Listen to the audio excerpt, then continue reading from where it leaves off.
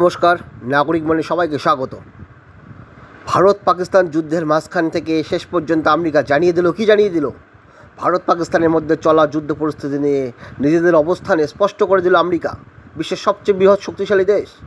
লড়াই বন্ধ করতে তারা সরাসরি কোনো হস্তক্ষেপ করবেন না বলে জানিয়ে দিলেন মার্কিন যুক্তরাষ্ট্রের ভাইস প্রেসিডেন্ট জেডি ভান্স কিছুদিন আগে দিল্লিতে সস্ত্রীক আগ্রা ঘুরে গিয়েছিলেন।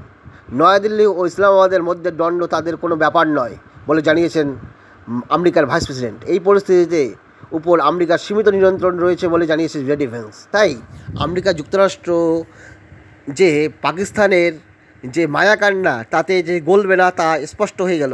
সুতরাং পাকিস্তানের উচিত জঙ্গিদের সমর্থন নিয়ে আর যুদ্ধ না চালানো, কারণ পাকিস্তানকে কোনো বিশ্বের কোনো তাবৎ দেশ আর সমর্থন করবে না।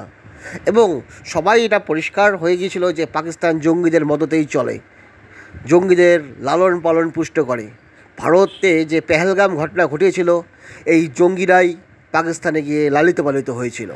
তাই ভারত সরকার এই পেহেলগাম ঘটনার প্রত্যাঘাত হিসাবে দাঁড়িয়েছিল অপারেশন সিন্দুর, এবং সেই প্রেক্ষাপটে শেষ পর্যন্ত পাকিস্তানের করাচি এবং লাহোর ইসলামাবাদ পর্যন্ত ভারত আক্রমণ চালিয়েছে এবং পাকিস্তানের প্রত্যাঘাতে ভারত তার উপযুক্ত জবাব দিয়েছে।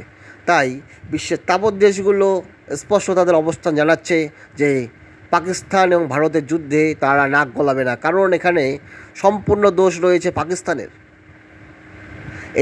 এই অবস্থানটা সত্যিই ভারতীয় রাজনীতিক হিসাবে নরেন্দ্র মোদীর অবশ্যই একটা কূটনীতিক বড় চাল।